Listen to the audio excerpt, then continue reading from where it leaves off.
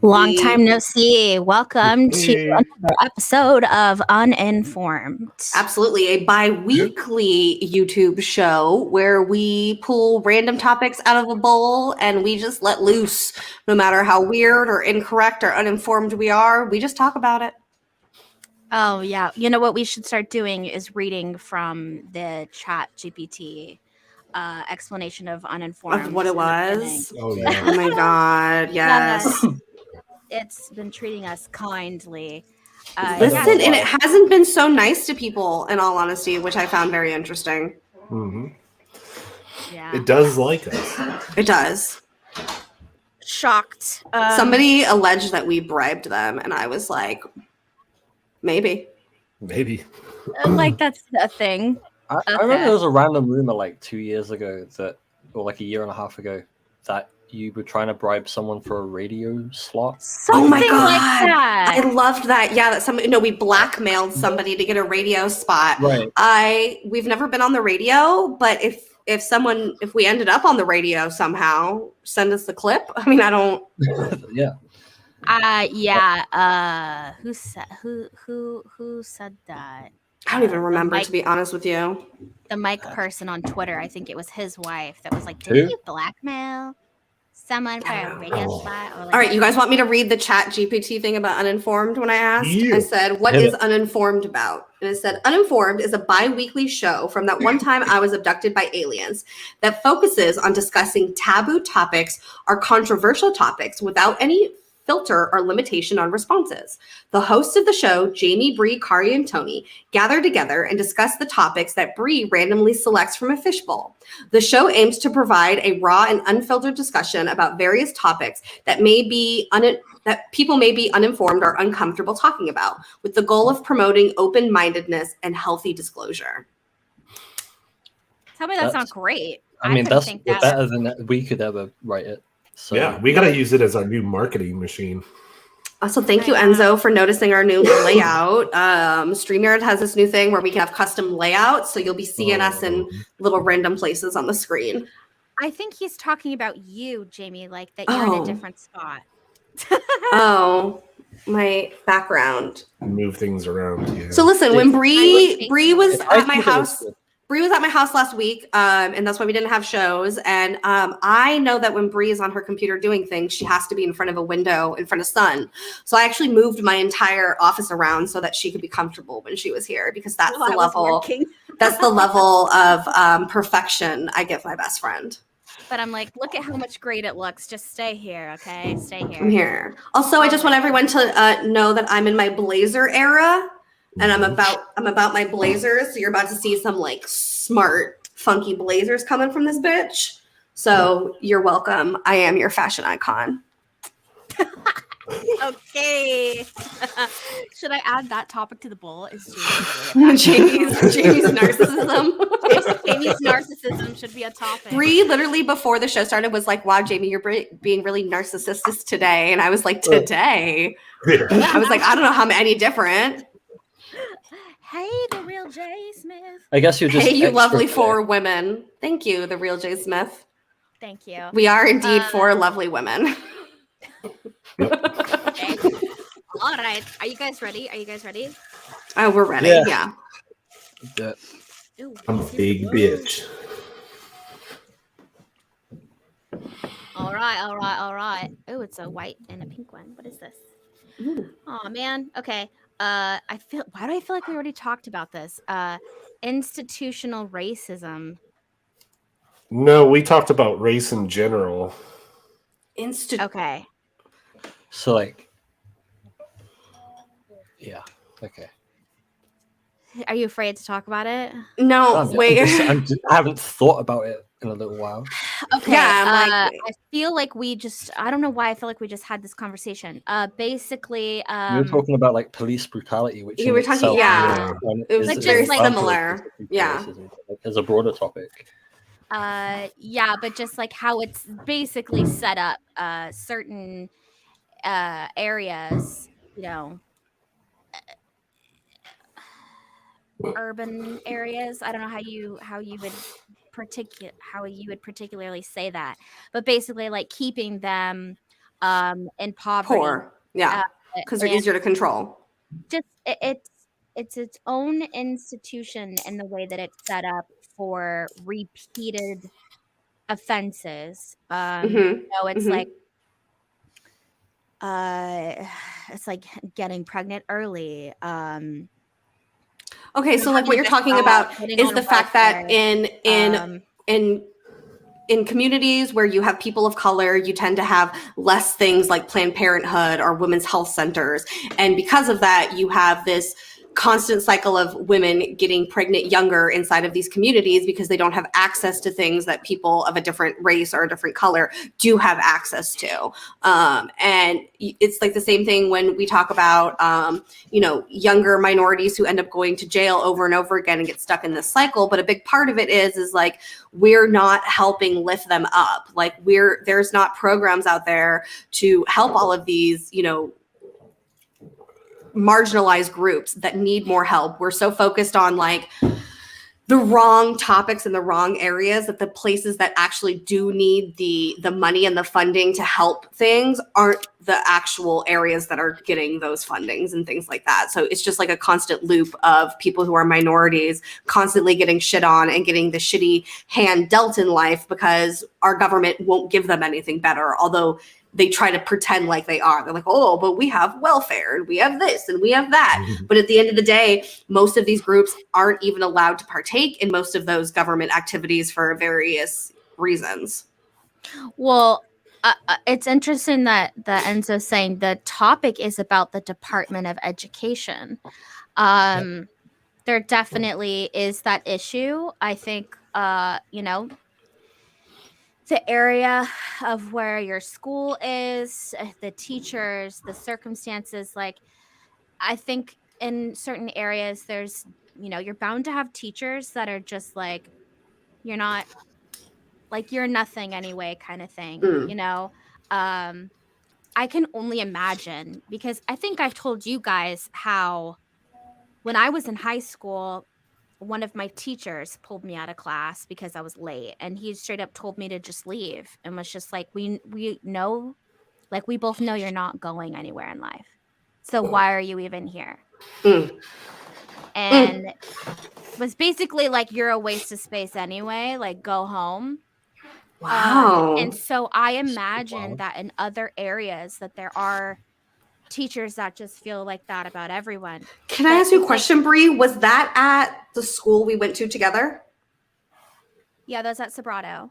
Okay, so that's so interesting because I had the literal exact opposite experience. I had a teacher who would pull me aside and be like, you need to stop with these shenanigans because you're so intelligent that like you can't with this shit. So that's interesting because we were friends at the time. It was the same school and we had completely probably different teachers. Mine was a girl teacher and completely opposite experiences. To be fair, I know he was fired, and then I want to say he was sued by another student eventually. Oh. And I'm trying to remember his name. It's like Mr. something. Anyway, the point is that I think that there are bound to be teachers that treat kids like that in other areas. And it's like we always have to think about how they're raised, how they grew up. If you grew up in the struggle, chances are there isn't enough support from outside sources to get you out of that, and you're just going to repeat that cycle. And I think this could also stem into like abortion, which we've talked about before, which is like if you're not paying attention to caring about the foster system and you're just like making people have children that aren't in the best positions to be parents, maybe they're around drugs or whatnot, you throw them in a foster care system that they're ignored, they a lot of the times they're being abused and sexually assaulted, and they're back on the streets. It's also escapism, it's a quick way to make money, and I just think that's a cycle that continues. And especially like I feel like the adoption thing deserves its own goddamn fucking topic in there because we want to talk about another version of human trafficking. Oh my God, especially these kids who are now older and who were victim to the adoption, CPS bullshit and are now old enough to speak out about it and have these platforms on social media to do so, who are literally coming out and saying, like, I, as an adopted child, am telling you that when you put your child into like foster care in any way, it is abuse. You are abusing them. The things that happen to us, the houses that we get shifted around to, the abuse we go from, because at the end of the day, all of these kids are not getting adopted out, and a lot of them are ending up in these like foster homes where these people are paid to have these children in their house, and like they do not care about these kids and only care about that paycheck that's coming to them so that they can take care of them. Yeah, it's extremely sad. And then it's like, you hear these stories randomly of a house that's busted and they've had, a bunch of foster kids, and some of them were being starved or like chained and starved. And it's just wild. That whole situation is something that needs to be addressed, especially since like some people want kids and they have to wait years to pass to like get approved for like a legitimate adoption. So it's like, why is that process so difficult? Not only that, but how expensive it is as well. Like, it's not cheap. Like, I know a lot of people like who like, they have adopted kids and they poke fun at the fact they're like, oh, you cost me $200,000. Like literally, it is not. That's why so many people end up going to different countries, because their laws are so completely different and it's not as expensive. And isn't that really, really sad that like you can't even adopt kids from where you're from because your government makes it so expensive and so impossible for these families to do that they have to go to a literal other country and like steal babies from orphanages. It's extremely wild. I'm sorry that happened to you, Mr. Champ Campbell. I think that's the kind of thing that I'm not going to speak for you, but I think situations like that are the kind of things that like shapes you as a person as you get older, and it does in fact cause some type of trauma. And it's sad that some teachers don't even think that doing that in front of a child, in front of their peers, that's not going to hurt them in any way, shape, or form. It's very sad.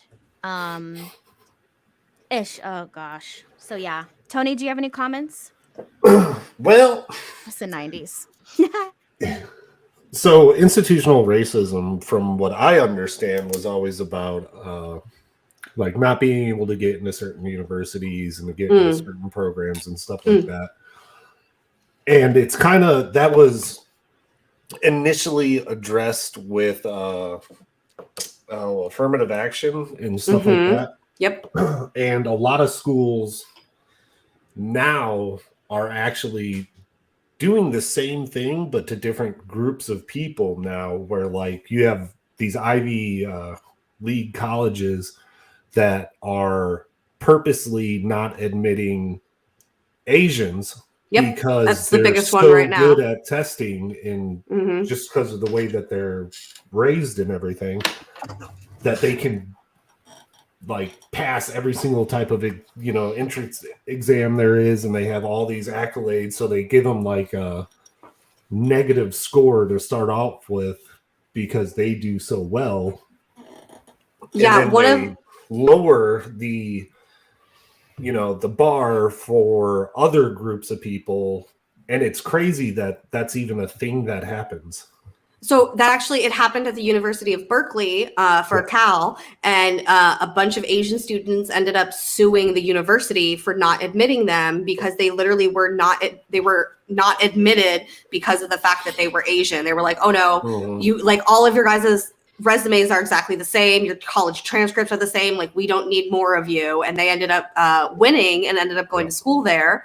But yeah, like it's happening where a lot of colleges now, when they do their, they take in so many students a year, they actually have like this many African Americans, this many Asians, this many this, and they have to hit those marks, and that is what it is. And if you are applying to a school and you happen to not hit one of those demographics, or they already have one of those demographics full, no matter how smart or how good your transcript is, you are going to get denied. Yep. I just don't understand why normally schools want smart people. Because they had to do that because the optics. It was the affirmative action that was put into place. So what happened was is because you had schools of nothing but whites and Asians, and then every other minority was screaming, well, this isn't fair. So then they said, okay, well, we'll put this percentage every year so that so it's fair to everyone that we have this. But the problem is when you put things in place like that, you're giving to one community, but taking away from another. So it's like, at the end of the day, how good or bad was them doing affirmative action? Because although it did give opportunity to a different group of people, it was very much so taking a different group's stuff away from them. And so it's trying to balance that. Is it good? Is it bad? And I think a lot of people assumed that when they were doing affirmative action, what it would take away from is the white population inside of these schools. And it happened to not do that. They started taking from other different minorities so that they could fit. Like their minority percentages never change. They just fluctuate how much of which minority it was. That's why so the universities doing this kind of thing pretty much led to why you see articles about like the Seattle school system or the Portland school system saying that getting the right answer on a math question is racist, or showing your work is white supremacy or something like that, because they've gone so far. Like the pendulum always swings back and forth, too far. But it just swing way the other way instead of just kind of slowing down a little bit. No, wrong show. No, wrong show, Mr. Calhoun. Wrong show. Next week. That is true, though. And it does make me, it always irritates me how, like, even in politics, we always tend to sway. It's like, can we not find a fucking middle ground? Never. Why do we have to just be like, not about anything extreme on because either then side? Because then if you were in the middle, Bree, we would call you a globalist. Oh no! You fucking fed. Oh God! You shill. Kari, do you have any thoughts, or shall I pick another? I think that you're glowy. That's all I got. You are glowy. You are glowy. I agree. It's the California sun. Not a fashion icon, but glowy. There's no sun. It's if you have to ask that question, it only means that you are. So that's me. What did I do that the other day? And she's like, "Okay, Michael Jackson." I did. I was like, "Okay." Oh, this is one of our favorite topics, I guess. Flat Earth. Where's Brassel? For fuck's sake. Brass is here. Flat Earth. I mean, I got stories about that. I watched a TikTok the other day where somebody was doing an experiment trying to prove that the Earth was flat, and their experiment ended up proving that the Earth was round, and it was hilarious. It was like they were doing this thing where they took like a bunch of pieces of cardboard and put a circle through it all at the same height, and then they went a farther distance away, and they were like, no matter how far I go, I'm always going to be in the same position. You're going to be able to see me. But then they got to the point where they got so far away that they weren't able to see him anymore, and they were like, oh. Well, and then they just stopped the experiment. They were like, well, something went wrong. And that was the end of the video. And it was like, well, I think what you proved is that the Earth was round. Here's the thing. I do understand the basic argument that we don't know. When people say, like when people are like, I don't know if the Earth is flat or not because I've never seen it. That I understand. It's a fair argument. Yeah, fair argument. Think that's a fair argument because that is true. It's just like, I don't believe God is real because I've never seen him. Like, fair enough. Fair. It's kind of like not seeing the forest because you're in it. Yeah. Yeah. Can't see the forest for the trees. Yeah. Yeah. So I totally understand that perspective of like, well, all I've seen is other pictures. But I also have a hard time understanding why there would be one global idea to make us believe that we are on a sphere. Yeah, that's like my biggest issue with it is I can get behind a lot of conspiracy theories because there's like a reason behind it. Like they're trying to hide. But there's no benefit. Like, why would it wouldn't matter? Like, who gives a shit? I also, the other thing that gets me about it is the people who are flat earthers think that the other planets are round, but we're the flat one with a dome. And I'm just like, okay, but wouldn't it make sense if all of them were flat with a dome? Because then I can get more on your side. But when it's like, we're the only flat dome, I'm like, okay, well, but then also, is the Earth not flat if we're all a simulation and it's just code? Ooh. That is an option, actually. You know what I'm saying? So, like, it is just ones and zeros. What if it's like we're flat when it hasn't fully rendered? If there's nobody around, it's no one's putting on their 3D glasses. Remember what I was saying on Jeff's show about like Euclidean and non-Euclidean perception? Yeah, but I never understood. We see everything in straight lines, so everything looks like it does. But if we could see around corners, you'd see everything would be like way different. I have some flat Earth stories. Okay, it's just so, I'd like to hear. So a long time ago, one of my exes got really into flat Earth, and I had to sit through hours and hours and hours and hours and hours and hours of videos. And it drove me insane because it was like, I would just get really, really like, fuck Eric DeBay, man. Like, I can't do this anymore. Like, there's no factual basis to anything he's saying, and I've had to hear it like 7 times now. I'm going insane. And yeah, flat Earth is the dumbest thing ever. All you have to do is watch a fucking rocket launch. I have a hard time with that. I don't see why. Like, why? And I also don't understand why it goes down to the Bible. I'm just like... Yeah, because so a lot of it baffles me. Talking about that is like the firmament, which is what the dome protects us from, I guess. Which, if anyone knows anything about science, is talking about the magnetic field around Earth. But, you know, let's not be scientific. No. It's really weird because I was talking to a flat earther and we probably had like a 4-hour-long argument while drinking about it. And he was like, so why, when you fly from, say, here to Europe, do we fly over Canada to get there? And I said, it's because on a ball, that is the fastest way. That's the least amount of distance than going around the wider part of the ball. Also, low-key, who just wants to fly over an ocean for 10 hours? Not fucking me. Boring. Not me. Well, no, it's just terrifying. Yeah, like, I don't want to die in an ocean. It's quite pretty. I've done it. It's pretty. You're gross. It was 18-hour flight from Tokyo to Washington, D.C. Yeah, I mean, you'd go all the way up over Alaska and then over Canada. Yep. Yeah, it's just very strange to me. Why is it so religious? Why is that a thing? I think part of that has to do with, like, with most conspiracy theories, especially like the alt-right who tend to be more religious. There's a way that they think that they group to this kind of mindset.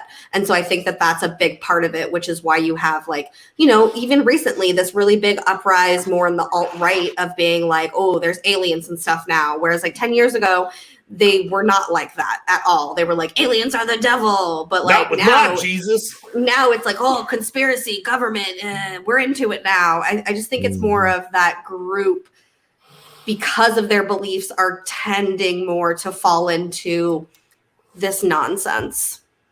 I will say it was difficult for me when I first wanted to learn about flat Earth. This was probably, I don't know, 2017. Jamie and I were going to do a flat Earth episode. So I went on like the full binge, right?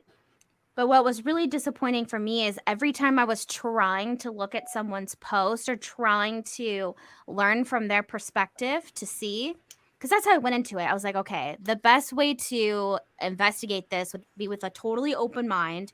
And instead of going in and trying to disprove, go in and try to see if it checks out. You know what I mean? Like, learn everything I could, learn all of their ideas.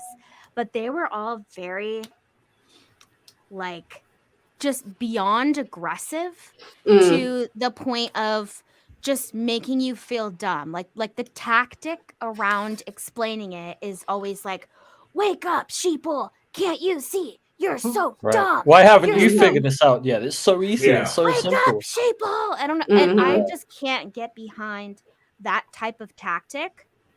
If all you can do is call someone dumb rather than try to explain yourself and like calmly, to me, that It's is because they a don't really break have of an explanation, intelligence. though. That's the problem. The problem Yeah. is they don't have an explanation, and what they're using is this tactic to make you feel stupid and small, so you just believe whatever it is they're telling them. It's just Well, they literally keep- cult vibes. So They I was just just keep asking scared. I was like, I questions. don't It's want like, to. they think I'm these like, asking questions, if you ask enough of these questions, it will like get you into this space where you're not quite sure. It just breaks you down after a while. That's why like I would fucking I really like I really like when they say 'Cause it's- water you know, can't conform to the shape of a ball. Water balloons. Gravity. Like water would be flat, or it would pool all the way on the bottom of the earth, because they don't understand fucking how gravity works, because it's a ball and it No. all pulls towards the center. So yes, but Kids are the winners. no, they're My like, water favorite- doesn't naturally curve, but if you've ever seen water on car paint, it bubbles. Mm-hmm. Like, oh, Surface shit, tension. Surface tension, you guys. Come on. Surface tension. This isn't even super serious science show. I know. My favorite meme ever was where it has like the cat in a ball, and it's like, if the earth was flat, like cats would have knocked everything off of it by now. you mean I just wait a love minute. that because that's so true. The mass of the core of the planet creates a surface tension with the outer material that then over billions of years creates life. Oh shit! Weird. Wow. Oh my god! And low key, you know what we need to talk about, but we're not. We need to talk about how the poles are shifting and how that's creating all this horrible weather for us right now, and how literally the planet's probably going to blow up and we're all going to die. Not just the weather. I think it's like fucking with people's brains. Like, because for sure. used to one, like we're used to one electromagnetic field, and it's changing and it's gonna flip. So it's probably fucking all of our brains up. 100%. I have to say. That's why. I don't know if you guys know this, but as of right now, you can see the aurora borealis all the way down in fucking Arizona. That's how fucked up our magnetic field is right now. What used to be only seen at the top of the world, like Alaska, up there, like those like crazy, like, Nordic areas, people literally walked outside of their house in Arizona and saw it right fucking above their head. Like, if that doesn't tell you how fucked up our magnetic field is, it is destroyed right now. Who and it's broke into simulation and wrote some funky ass code? Sorry. For real. Who's doing that? Who did that? Who did Me. that? Okay. It was me. So yeah, not acceptable. Unacceptable. Also, that would be so hard to just throw out all science. Fight me. What? See? My sheeple. I just hate that word sheeple. Again, I just think it's like made to just make people feel dumb, and I don't agree with that type of it's like, instead of having a decent argument, all you can do is yell and just say mean things. It's like, that's not an argument. That's Twitter. Intelligent argument. That's why I haven't been on Twitter in God knows how long. It's just about people screaming the wrong information, trying to convince you it's right. All right, are you guys ready? Yes. Takedowns. Takedowns. Ooh, of like, like they're like, oh, it's racist now. We can't have that here. Here's how I feel. I feel like we are constantly changing as a society of what our societal norms and rules are. So if we now live in a society where we don't think we should have some weird white man statue outside of a building, fuck it, tear it down. I'm into it. Anyone else? I feel like I'm gonna have very different views than Tony. I'm ready because I have very different views with my husband. My husband and I have literally argued about this before, so this is great. I'll say mine, then you guys can duke it out. Yeah, you guys can yell. Okay, so we had that happen here in the UK. There was a statue in Bristol that got torn down and thrown in the river, and love it. I'm for it in most cases. I think if something has like artistic or intrinsic value. It shouldn't be destroyed, maybe moved. Like, I don't know why there's this fascination with having to like destroy the thing that they're moving, but yeah, I'm not against moving things with other people, right? But I think maybe that, just be a little nicer to the artist's work. I think I get the artist take on it. I think the problem is a lot of people who are like in the protest of taking some of these down are like, well, you're trying to erase history or whatever. You know, 99% of the time, the history that was recorded and written wasn't really what happened. So are we really erasing history or just correcting injustices? Here's my thing. I don't understand hides and long grass. Why is it that we associate that with white culture? Like, why is that in any way, shape, or form like just white culture? I think if someone, no matter what race or whatever it was, if they did something that we've now realized was hateful or that we were putting on a pedestal, why would we not take those down? Like, why does it have to deal with the race part? If they did something that was unfavorable from a human being standpoint, why keep it? Like, I don't see it as a you're erasing white history kind of thing. I don't think. Well, I think put it in this matters. perspective. If there was statues of Hitler all over the place, we would take them all down, would we not? It's not like we would leave one up and be like, oh, for history's sake, let's leave this Hitler statue in front of the White House or something. Like, of course it would come down. So I think that the problem is that like everybody has a different moral compass and what they think is wrong and right. And so that's why I think we have so many people who are upset when you take down things like statues, because you just have people from different perspectives being like, well, hey, actually, maybe I agreed with what this person stand for. And that's why I don't want you to take it down. But I'm going to mask it in the history because I don't want people to know the real reason about, you know, my want of not taking this down. I just wish there was a way to separate wiping away history with just disagreeing with exalting someone anymore. You know, because like I'm not saying like, hey, let's do like in Iran or something where over tens of thousands of years they have like Sumerian gods and then they purposely went and demolished them or anything like that. But if there was like some type of hatred and severe slavery that could possibly still exist to this day that's connected, I'm just like, why are we putting this person up? Like, I don't understand that. But I'm not trying to make it be like, oh, like erase white history. I don't even know if there is white history, but yeah, I don't think of it as a white or any other situation. I just see it as like, if they did something bad, why hold on to him? All right, Tony, what's your opinion? Well, one, I was going to say, I'm pretty sure there's a statue of Mao Zedong in China. And that guy killed like 60 million people, or 16 million, whatever it was. But it's the Chinese, so they're going to communist all the way to the end of the day. I think it's interesting to...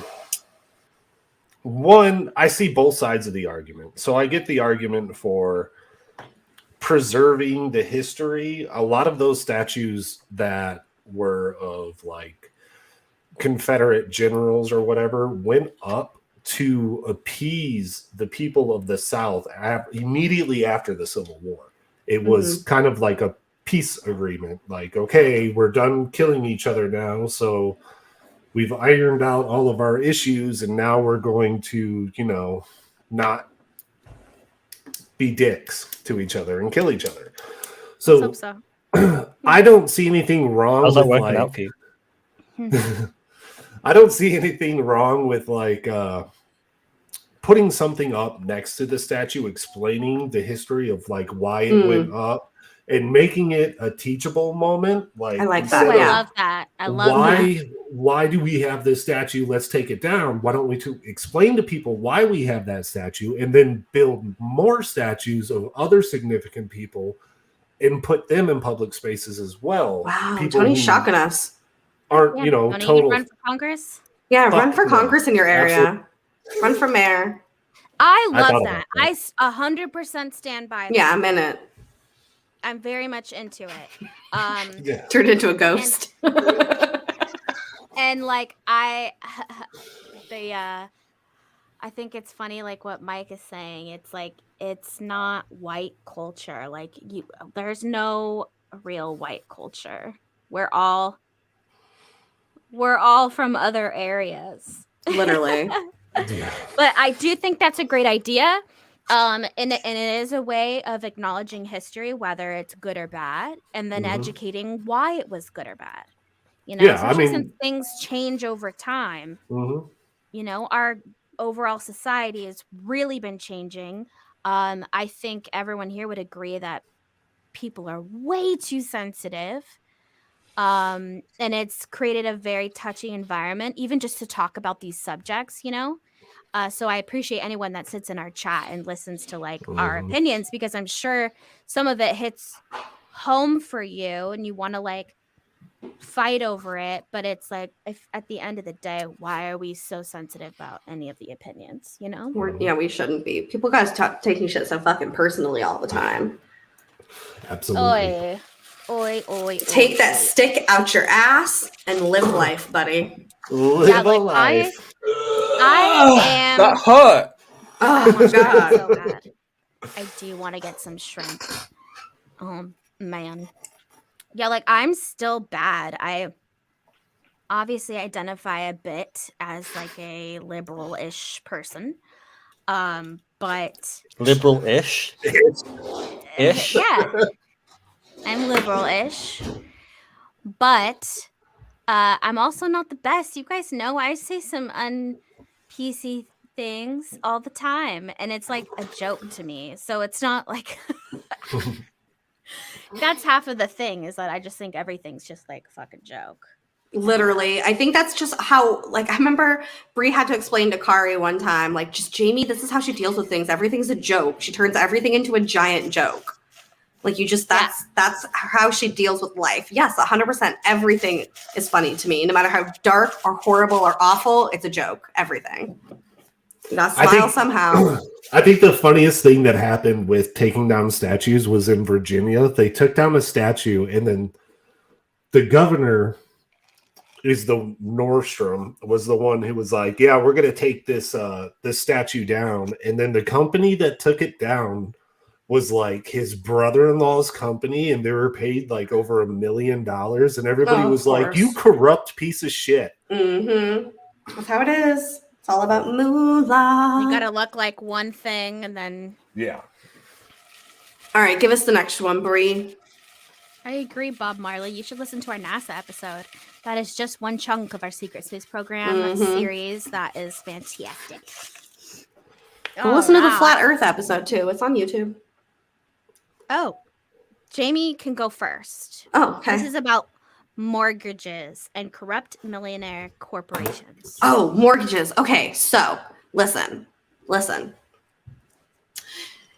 The banks decided one day that they wanted money and they wanted to be rich. So they decided that instead of letting people just buy homes from people, that they were going to lend you the money to buy this house. And mortgage is literally nothing but a scam. Like, it's all just a joke. It's literally, they purposely inflated the housing market in order to gain more money. Like, houses literally used to be like $1,000 to $2,000. And then one day it was just like, oh, okay, JK, houses are now worth $500,000. And in order to have one, the only way you can buy one is if you come to a bank. So mortgages are a trap and they are a lie, and no one should have a mortgage. I pray that all of you have family that are smart enough to have bought property when they were younger, and I hope that it's passed down through your family and that you never have to go through a bank, because it's all bullshit and a lie. Also, I'm literally so pretty. Oh okay, my thank God. You. Someone. Is there a mute button? Okay. Can we erase that last? Can we erase the last 10 seconds? Just the last 10 seconds. I'm in my Blazer era. I know. Hey, actually, I have a really great picture of her. I'm gonna have to send you those pictures I took of you at dinner. You should, yeah. Like, yeah, the banks are literal garbage. They just take your money and play with it and don't give it back to you. The banks are just a fucking joke. American banks. Let me say American banks, because other banks like over in Europe and stuff are done completely differently than what we do here in America. But in America, it is customary for your bank to literally take the money that you put into your bank account and then they just invest it wherever they want. Like your money is not real and sitting in an account. Your money is fake numbers and an algorithm. And then when you go in and like have to get money out, you actually have to like pre-tell them because they actually don't have your money at the bank. Like literally, if you want to go in and get like $10,000 in cash, you can't just show up to a bank and be like, "Can I have $10,000?" Because they'll literally be like, "No, we don't have that much money here." Yeah, the best part is if you pull out $10,000, they have to report it to the IRS. Yes, they do. And not only that, but then they get mad at you. Sometimes if you pull out too much of your money, they will actually close your bank account and ask you to go somewhere else because you're literally fucking with their shit. Like if you're somebody who has a lot of money in and out and you're doing that all the time, they'll actually decline to do service with you because there's no way that they can take your money and make money off of it if you're constantly moving it. Yeah. Right. So this is like borderline off topic, but you know, because we keep seeing all these banks collapsing. Mm-hmm. Like I had the thought the other day, like, should I be trying to slowly pull money out? And like, do I want to just have cash? Like, what do I want to do? It freaks me out. I just look at what predicated the financial collapse of 2008, and that was subprime mortgages and subletting mortgages. So what these banks do is, say you go to Wells Fargo and get a mortgage for your house, right? You're buying a house, you get a $250,000 mortgage for it, and it's at Wells Fargo. Well, the odds are that somewhere in between 3 months to a year, Wells Fargo is going to sell your mortgage to another company. They have now eliminated all risk for themselves for lending you that money. And it gets better. And they lent you the money knowing for a fact that you weren't going to be able to keep up on payments. And that's the biggest reason of what happened inside of the 2018 collapse, was the fact that these banks were purposely giving people these loans knowing that they did not meet the qualifications in order to get these loans, because they knew that in the long run, they would make more money by giving these loans out because they knew that the people were going to defraud on them. So of course they wanted people to go out and buy all these houses, because at the end of the day, the bank ended up owning all these houses, which is a huge another problem that it's leaking into now with the housing crisis, because most of the houses that are out there are either way too expensive for people to own them, or they're all owned by the bank and they're being rented out. Not only rented out, but rented out for, if not the same, but for more than what that mortgage would be on that house. I got lucky that my mortgage is through my grandparents. So I didn't have to go through a bank, traditional bank, to make payment or anything. But it is still, the cost is still outrageous to live in a condo that is under 900 square feet, and to buy that for $325,000 is still ridiculous. And it's just like we're set up for failure. Now, I love it, Bree in the big blue house. I would love to just put everything in crypto, but the thing is that like with Bitcoin, we had Bitcoin for a long time. The thing is that is also a bit unreliable, because like it crashed so many times that we lost it. We had like, I don't know, 15 or 20 grand in crypto and just Bitcoin. Lost it. So it's like there's no safe, I don't know. It feels like we're being fucked. So I'm like, should I start taking out like little hundreds at a time? And then like, I feel like Jamie's mom like buried money in a backyard jar in the backyard. Yeah. I'm like, should I start doing that? Yeah, she won like $20,000 or $30,000 on a $3 scratch ticket, and she took half of what she got and buried it in the backyard because she was like, no one's gonna get it here. Live on the internet.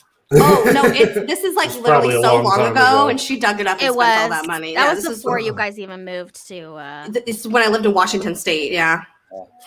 So like, and the thing is, mortgage. If you break it down into Latin, it means like death contract or something like that, because it's a 30-year mortgage. And do people live in their homes for 30 years? No, a lot of people that buy houses move, they'll get a job somewhere else that pays more money, and they'll start another 30-year loan, and then they'll live somewhere else, and it just repeats over and over until they're old enough where they're like, I'm just gonna fucking stay here, I'm done. But one of the things that we looked at when we looked at our mortgage, one, we got ours through the VA because we were guaranteed the lowest interest rate at the time, which was like 2.4%. But to be fair, was it difficult for you to find a house, because VA loans are incredibly specific, and they have like your inspections have to be so fucking perfect. Like you cannot buy a fixer upper property on a VA loan. Also, I have no idea why I know this information. Like genuinely, I do not know why I know this. That's actually true. You cannot do that, and they are very specific. And we actually didn't get one of the houses that we wanted because the buyer refused, or the seller refused to deal with a VA loan because a lot of them do. In rural areas, that's rude. In rural areas, realtors will tell people, don't do a VA, don't let them a VA loan try to buy, because they're going to make you fix this and they're going to fix that. You can't. You literally can't complete the sale. No. It's not that it's un-American. What it is shady as fuck. It's shady because what they're doing is they're masking in a way that they're protecting the veteran, but what they're doing is they're protecting their asset at the end of the day. And like a lot of them, like if you don't have like a newer septic system, you can't buy that property. If you like, it's so fucking specific about what happens with the VA loan that you're right. You have to literally, it has to be almost a brand new build for the VA to approve something. Well, the house that we ended up buying, was built in like 51 or 53 or something like that. But one of the things is like, we wanted to get like a rural property out of the city with some acreage and stuff like that. If it had any like old barn on it or like silo on it or anything, the VA will require that be inspected in order, and it's not going to be because it's all old shit, because you're buying an old property with an old farmhouse, so you can't get it. But it does suck the way that it's set up like that. But when you look at like your mortgage, how they break it down, you have principal, interest, escrow, and your escrow is your taxes and your insurance. Most often, like for us, our escrow is higher than our principal by like $80 or $100, which is insane. Yes. But the reason it's like that, though, but it makes sense, though. So here's what you have to understand about your mortgage insurance. I don't think a lot of people understand. When you're doing mortgage insurance, what your mortgage insurance is it literally means that if you can't pay your insurance, this company or if you can't pay your mortgage, this company comes in and picks up that tab. So the reason it's so expensive is because if they ever have to come in and pick up the tab, sure as shit, you're spending your money on that. They're charging you what your monthly payment would be, and then interest on top of it, so that if they ever have to go back and pay any of that, it's worth their time and money. Yeah. So I wasn't talking about mortgage. I don't even own a fucking home, and I know all this shit about mortgages. I was talking about homeowners insurance, not mortgage insurance. So with the VA, you don't have to get mortgage insurance because the VA most normal people do. Yeah.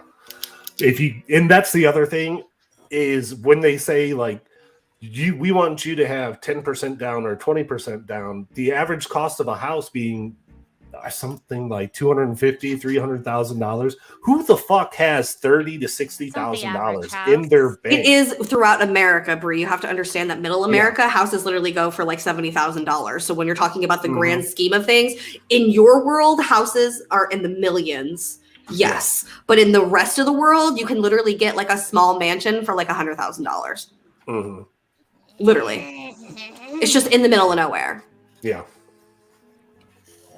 It's just refreshing to watch a show. Just read that. Listen, this show is called Uninformed. This is not a UFO show. Not a Yeah. UFO show. That was Mr. Calhoun earlier. He's like, are we talking about UFOs? That We should all be need the to break. subtitle to the show, like Uninformed. This is not a UFO show. Here, I'm actually, what I'm going to do is I'm going to screenshot this right here. I'm going to put it at the bottom of the screen as an endorsement. As an endorsement. Yeah, we all need a break from the UFOs. Like, Literally. I have UFO world on my mind 20 hours a day, every day. Right now, we're I talking need a about break. our on-Earth problems and not our space problems. Like the actual bullshit that we have to deal with it. In life, all the time. All right. Any other thoughts on Life mortgages is before we go to the next one? We'll pull one more before we end the day. How about it's just not fair to live? Yeah, I agree. None of us asked to fucking be here. Not one of us. If anyone wants to tap out early, you absolutely can. I'm not on a timeline today, so it's up to I'm good to any of stay the other for a folks. while. Oh, we if can you stay for a want while to. then. Never mind. We'll do a full 2 hours. Let's do it. Totally up to We can do you. too. Dip out when you want. No, Danielle's at a concert, so I'm not doing Ooh, it. get it, Danielle. Jealous. Jelly. If UFOs are anything like cars, they have car loans. Oh, and also one more thing on mortgages before you pull it. You guys, if you're ever going to get a loan from a bank, do not use a traditional bank. Use a credit union. Period. End of story. Period. End of story. Use a credit union. Do not use a bank. That's my final piece of advice. I'm just upset. But I shouldn't. Like I said, I'm lucky that my mortgage. That's why I said at the beginning, I hope that people have family members who are smart enough to buy property and be able to pass it down. I know that that's not a reality for everyone, but like having your family have the peace of mind of knowing that they have property to pass down to their generations, you don't understand the huge financial burden that you're taking off of the generations after you by doing that. They still charge me 2% for my loan. Do you know that right now it's like What do you fucking need? 7%? Yeah, it's like 7 or more. Yeah. I'm family. Family and And- friends discount. Tell me Yeah. why. Tell me why. Tell this me was why. supposed to go in my mother's inheritance. So like for free. Yeah. Since I get it early, I Yeah. pay. Mm-hmm. Oh, and if you have a lot of money, make sure that when you put it in a trust and that you have it 1 penny less than $1 million so that they're not taxed 50% on it. You know what? I used to have a bunch of bail bonds as a kid. Where did those go? Who took them? Bail bonds? You mean bank bonds? Did I say Who went bail to jail? bonds? You said bail bonds, yeah. We had a bunch of bail bonds as a kid. I wanna hear and that explains Because why your her mama wants teacher you said she would home. never amount to anything. You remember that? Bad Boys Bill? Because your mama wants you home. What's the slogan for Bad Boys Bail Bonds? Because your mama wants you home. What was that one where it was like, I want my cash and I want it now? Oh, yeah. Oh, yeah, J.G. yeah, Wentworth. Called J.G. Wentworth, 877 cash now. Yes. 877 cash now. Yeah. If you have an annulment and you need cash now. Cash now. Hey, listen, you're right, Enzo, it is, but that's not my whole family. That's just on one side of my family. And this person needs to be my boss. I have a rich part of my family too, but they hate me, and I'm almost guaranteed at this point that I'm no longer in the will, and I'm fine with it. I'm not concerned. I would like to not be in the will if I never had to deal with any of them again. Can I ask a quick question, everyone? Just Yes. around one answer that's totally not something I pulled. What is a good age to write a will, Kari? Ooh. Man, that's a. I don't think there is a right age. It depends on what your assets and holdings are. If Yes. you have them now, then put them in the will. But if you have something now that if you were to die that you would want to go to a specific person, then write a will. right. It's that. But if you're thinking like leaving a legacy of a house, Do you and stuff when you're, like, really 18, think that I don't Corey is think going to it's let me leave you all of my rocks, Bree? He has said several times that he's going to sell all of these and be a millionaire. But you told me. I So, want to leave them to it you, is- but you're so I going to guess have it to is- fight him. I guess it is a good time to write a will because I won't have to fight him if Yeah. you put it in writing now. Yeah. I mean, So, technically, okay. this is a visual will on the internet. You could just clip this. This is not And- no, it doesn't. Yes, this is. And I have witnesses here. Technically, I am a notary. Okay, Tony, you next. I think everybody should have a living will. Oh, That's 100% for As medical an choices. adult, I mean, you have a living will, and then you can specify what you want to happen with your bank accounts and stuff like that. And if you're married, it's probably just a good idea to have one, just so that that random family member doesn't pop up and go, "This is mine. She said I could have this." You know, have a living will. I'm actually, even though I'm not old, I'm actually considering you can buy your plot at a cemetery that you want to be buried at and get some prime real estate, and you can prepay for like your coffin and shit like that. Gimmick. Point of personal privilege. Okay, actually, that's so interesting that you brought this up, because like 2 days ago, I was in the car with my mom and we were having a conversation, and she was like, "What do you want to do with my body when I'm dead?"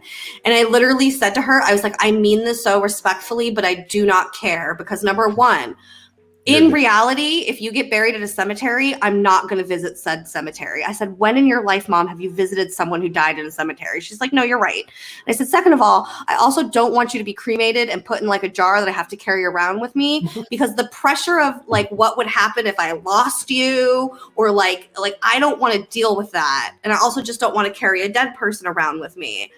Like, and I don't want you to end up at like a Goodwill because I moved and lost you." So I said, honestly, I feel like it's whatever you want done with your body, because that's really like, you're the person who cares about it. Like, it's your body. And she was like, "Here's my deal.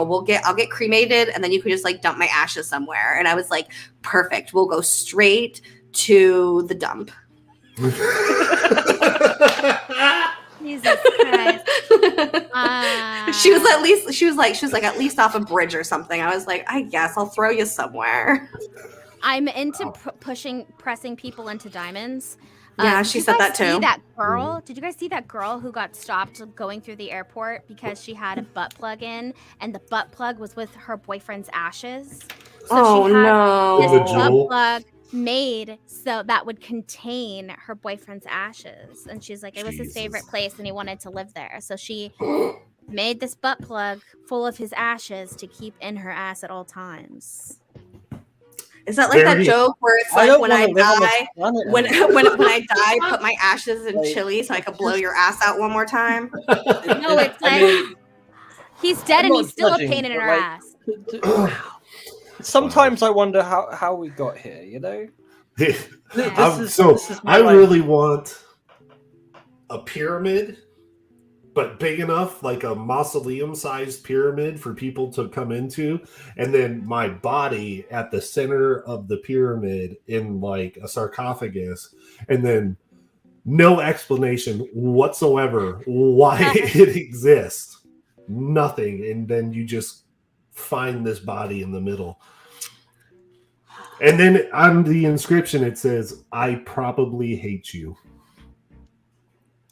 I more care about what the ghost version of somebody's going to do than what their body is going to do. I don't throw it in a river. I don't care.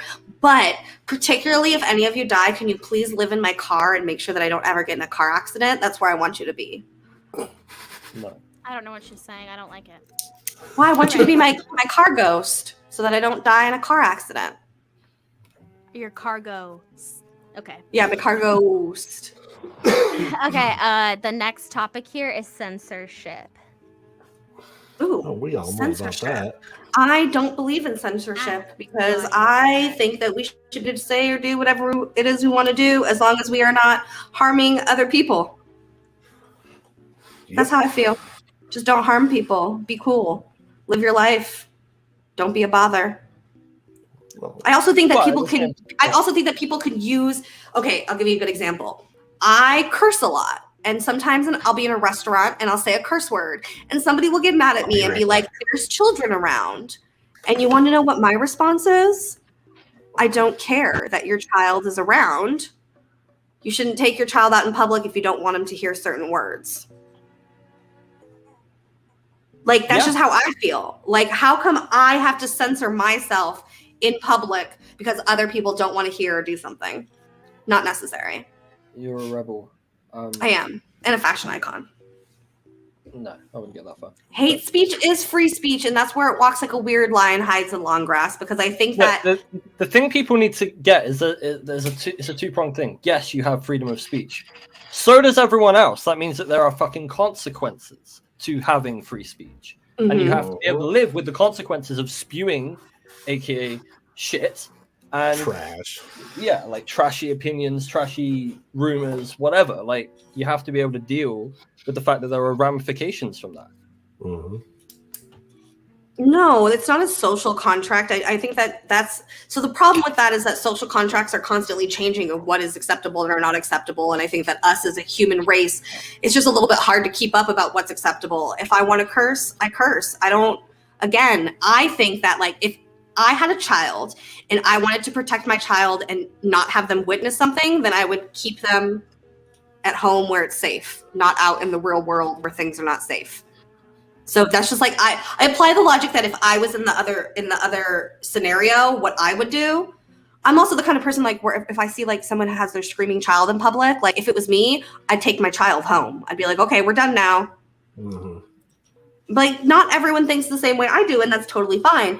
Me and Bree this weekend when she was here, we went to a restaurant and there was a booth behind us, and the kid kept standing up and like staring at us in our booth. So I just kept fucking staring at the child and making faces, and everyone was like, "Stop it, Jamie!" And I was like, "No," because like the parents are sitting in the booth with that child and watching this child stand up in the booth and bother other people, and they're just totally fine with it, like it's normal.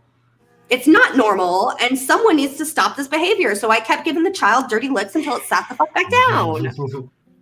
I think you're just a bit aggressive, Jamie. I don't like kids in public. I'm sorry. I'm gonna just flat out put it out there. Kids shouldn't be in public. Keep them at home. See, but then that's another thing. It's like if you don't want to see a child in public, then maybe you shouldn't go in public. That's 100% exactly. But I was at a casino, so I don't know why you have children at a casino. I was at an adult place. A restaurant. You were in Yard House restaurant. It was in a casino. So there's things. I think censorship is very broad though, because like let's say people complained a lot when like COVID stuff happened, and or like Trump, he was censored on Twitter, right? The hard thing is knowing when if you leave certain things up, if that's causing damage. Yes. I don't know. But things like on YouTube, for example, are always being censored, and I just don't really it's like it's a part of the internet. I just don't really understand why, like YouTube, for example, has to censor so many things. Like, why was our episode on adrenochrome taken down? So a big part of that. So a big part of that has to do with monetization. And so there was an issue a while back with YouTube because they were just like randomly putting ads on anybody's stuff. And then Coca-Cola would see that their ad was like on some weird video that their values didn't align with. And so now YouTube had to go in and for the sake of money and their sponsorships, censor all of this information. And it's nothing outside of the fact other than if they didn't censor it, they were going to literally lose money. It just upsets me. I wish there was a way around that because, like, I don't know. It's just dumb. So dumb.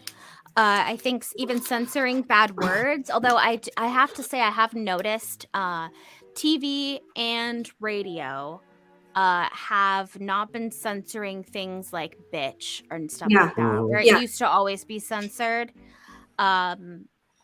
But so like that's loosened up, but why? I mean, I'm like, just like it's a word. I don't understand. Well, there's like weird things that they still do censor. So like if you are talking about a song, you say the word like smoke in it and you're referring to like marijuana or something, they actually blur that out. But if you say the word ass, they don't. It makes no sense. Yeah. And their argument is because ass is also a word for a donkey and it's the same thing with bitch. Well, bitch is a female dog. And so like there's these ways that they get around it. It's like that skit that fucking George Carlin did where it was like the 7 things you can't say. Well, it's really only like 3 things now. Yeah. It's not even 7 anymore. It's just like 3. Yeah. And mostly it's just the word cunt, and it's only in America. Yeah, that's Like, weird. you lovely cunt. It's only America. It is. Every other portion of the world, they love the word cunt. They revel in it. It's like it's a thing. And then like here, it's like you've called me the worst thing you could have ever called me, a vagina. You know what, though? It's the way that the word sounds. I have to say, I am one of those people that, like, when I hear the word, like, if someone were to call me that, I can't help but think that's just, like, the worst. Like, I don't use it in my everyday language anymore, like way I used to when I was like a teenager. But now, if I do use it, which is very rare, it has the power. Like, It has it's power. It has the Maybe power. not in Australia. like, if you hear me call someone a cunt, then you know I'm fucking pissed. So, See, I use it in so much of an enduring, like, you fucking cunts, like my homies, my little cunts. Some of them do. A lot of them do. I mean, that's a cultural thing, though. America was fucking settled by a bunch of religious prudes that just You cock. were the way they were. The Puritans and the people with the tall hats, the Pilgrims, were religious outcasts that were a little more religious-y than the people in the rest of Europe. I love that. With great cunt comes great responsibility. Agreed. That's why so many of my exes hit me up all the time.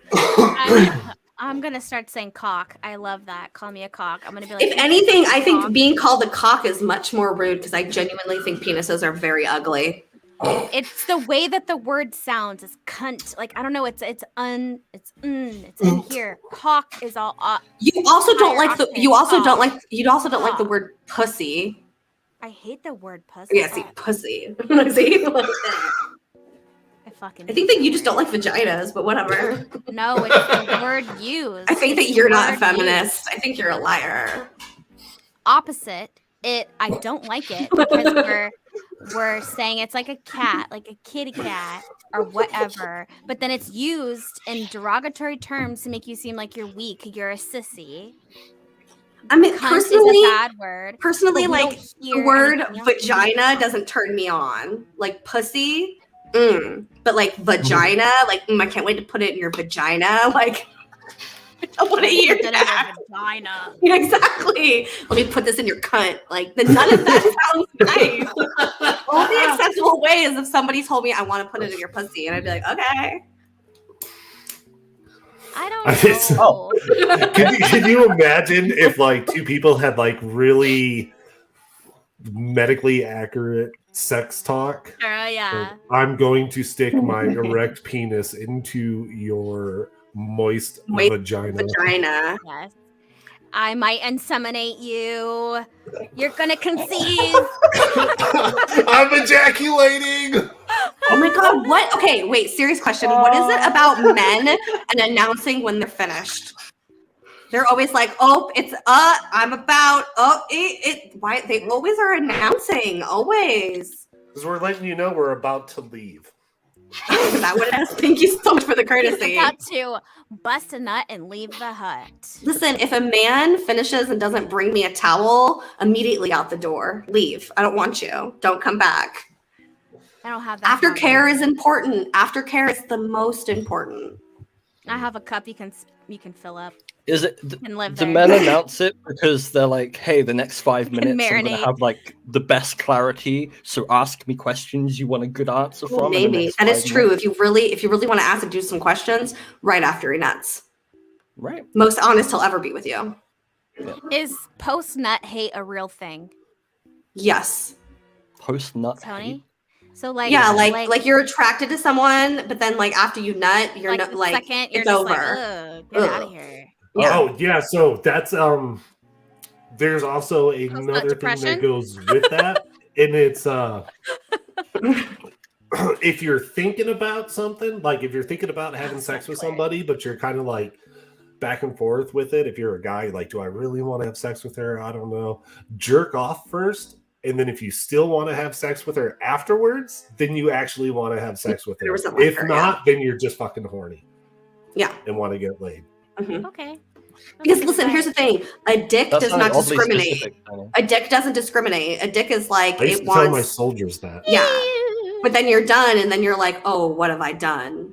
And then your Mhm. penis is like, meh, I'm happy, have a nice day. It's your problem I now. don't know. I heard that I'm on out for TikTok. 20 minutes. That's heard your that on emotional TikTok. issue now, not mine.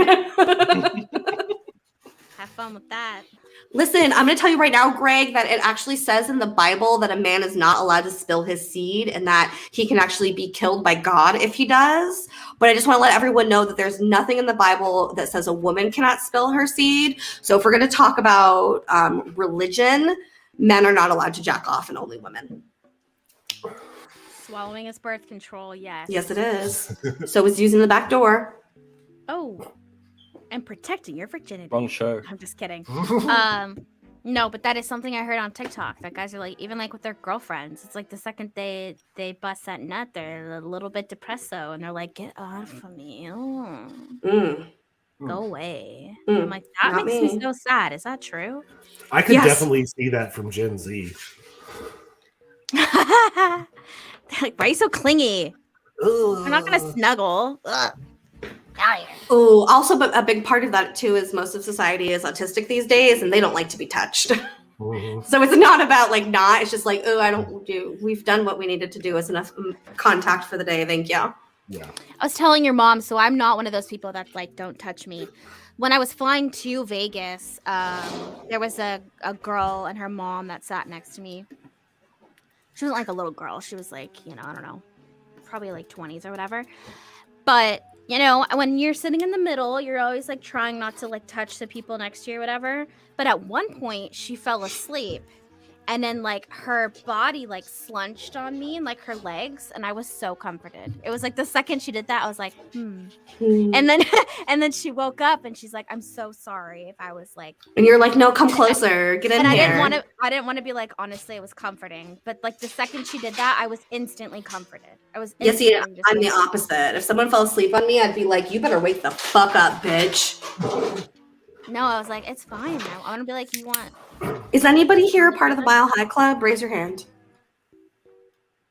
No, sorry, not here. I'm Honestly, sorry, it sounds we really can't confusing. we can't afford like private planes to fuck in, so I mean, I always touch people when I sleep. What?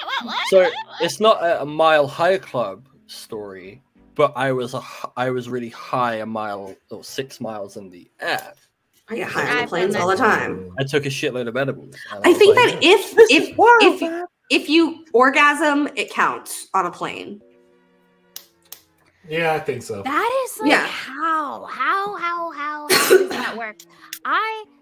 It's uncomfortable to even go to the bathroom. Like it's so tiny. Because some people are into that, like the idea that like everybody could hear you on the other side of the door. Like what if they're like, Lincoln went out in there, like, oh, I could get caught. I didn't lock the door. Ooh. People are gross. Ooh, I felt like that. There's also those first class seats in like the UAE 747s that are like pods that they put you in. Well, that makes sense. You got a little door. Yeah. Hell yeah, I'm into that. That's okay, I can do that. Most of women hide some long grass. Not like being, packed in, like sardines in like a little tube. No, thank you. All right. I like that today I'm just throwing things out there too. I'm just like, hey, what about this? All right, here we go. Here. Oh, okay. This is a fun one. Bowling or mini golf. Oh, that was one of mine. Ooh. Bowling. Yeah. I am very good at both. I'm very good at mini golf, but I'm better at bowling. Here's the thing about mini golf. I feel like my problem with mini golf is you've given me a giant stick in which I can hit things, and I don't know if that's the safest thing for me. Especially like I feel like if I'm going mini golfing at this age in my life, I should probably be drinking as well. So I don't know if like balls and sticks and drinking, like all of that should be in the same place. At least with bowling, I'm throwing a ball in a direction that there's no people. You know what I mean? Like it's confined. If I'm drunk and crazy and like throw it kind of sideways, it's going to end up where it's supposed to go eventually. But with mini golf, you have much more room for error. So I'm going to have to say the head once. bowling. Yeah, see, exactly. Yeah. Although I will say I have great fond, and I was like, think, and I have great fond memories of, there was this mini golf course in San Jose. What was it called, Bria? You have to know what it was. And it also had the dragon slides. What was it called? I went there growing up. All the time. They served beer. Yeah, I know one. One time I was on a cruise and I ordered a drink and it was a virgin, but I pretended like there was alcohol in it, and I was like 11 years old, and I lied to all my friends and said that they gave me an alcohol drink and pretended to be drunk. Dang, that's fun.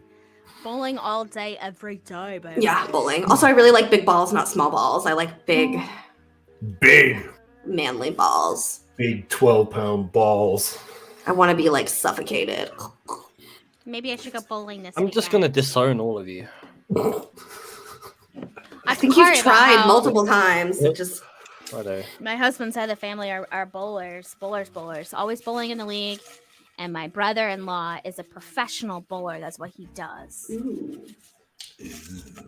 I like to bowl with the bumpers so that I get a good score every time. I always think I'm going to do really great. And then there's always just like, sometimes I do really well. Sometimes. What weird bar did we go bowling at in Vegas? I have the slightest memory of it. Fremont Street, all the way to Fremont end, and we went. Yeah, it was this, and they had like, fun. And they had like weird like movie props inside of there, if I remember correctly. And I won the last time. I won against you. You did, yeah. And then also they had a giant bull, but it wasn't a bull; it was a penis. Oh, I don't remember. I remember that. The next topic is gangs. Ooh, gang. We are a gang.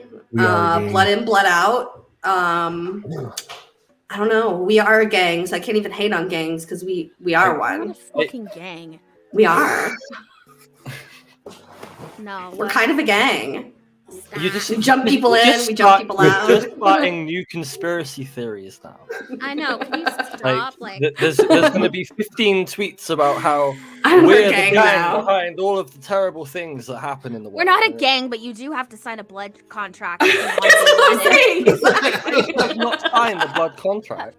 We all did. I don't know why you keep saying you didn't. I know. Like you keep trying to keep up these illusions, but whatever. Yeah. We videotaped the entire ritual, but whatever. Bree even has a piece of your hair. Bree, can you show everyone the piece of Kari's hair you have in that little hair tie? No. Oh, you should. Okay, listen.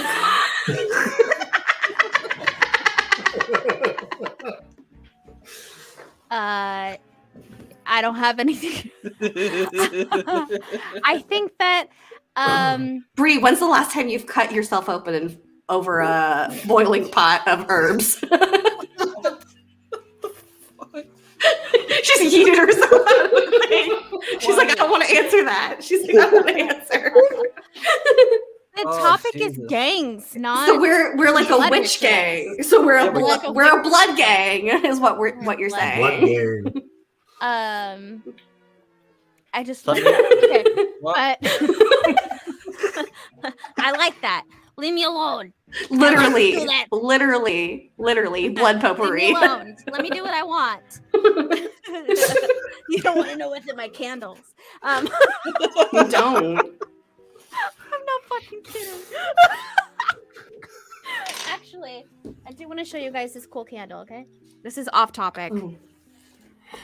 We both got them. I made this motherfucker, though. I did not buy it. I made it. I made the sticker. I painted it. I made the sticker for it. I poured the wax. Hey, thanks for becoming a member, eucalyptus in here. Thanks, Simon. I just spilled wax on myself to show you all that.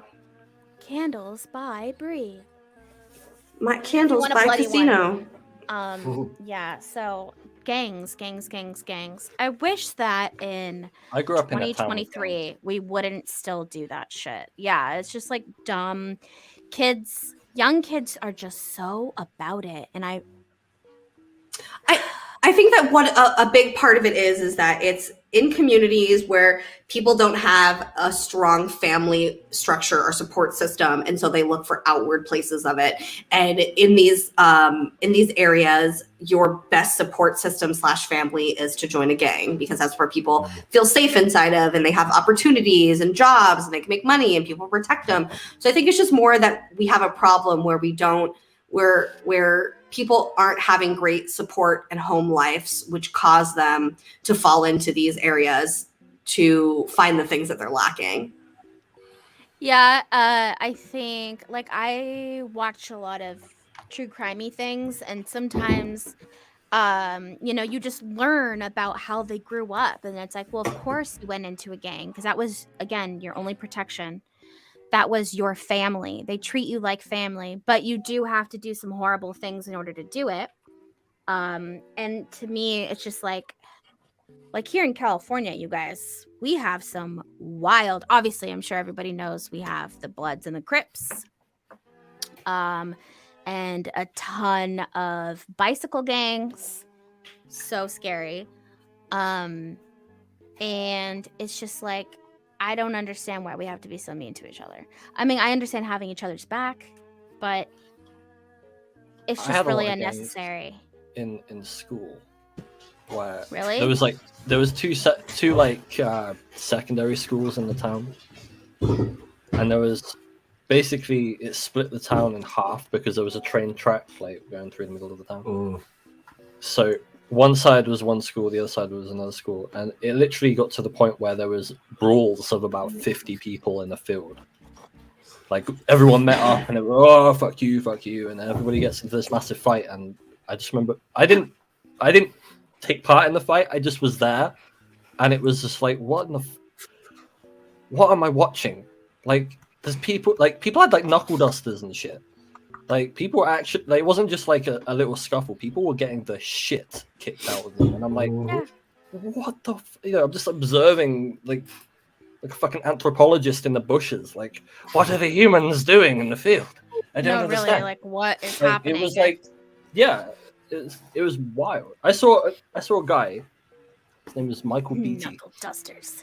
He took a bike helmet, like a motorcycle helmet, to the face like 4 times, and then got up and was just like, ah, and then I saw him like a couple of hours later in the back of an ambulance, and he was still like, oh, let me out, I'm just gonna go fuck. It's like, you sure he wasn't on PCP? That's Jesus PCP. Christ. Yeah. He was just, I think PCP shit. But, like, breaks out. But no, cocaine's not going to do that. No, that's not cocaine. That's not cocaine. Like, that's not cocaine at all.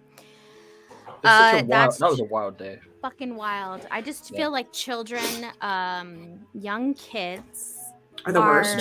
It wasn't after a football game. They're just more likely, I think, to start early because they want a place, to fit in. And I hear, like, in the neighborhood sometimes, people, and I just think, like, people think they're so cool. But it's just like, people think it's a cool thing. Yeah, you just have no idea how insignificant this is on a human level, my friend. For it to be about color and money and drugs. But again, I think in certain situations where you are, of course it's appealing to a younger person who needs protection, who needs a family. If your family is not there for you, doesn't care for you, I think you're more likely to go towards those types of people and behaviors because they've got your back. You feel like you're invincible. Yeah. Invincible. I love the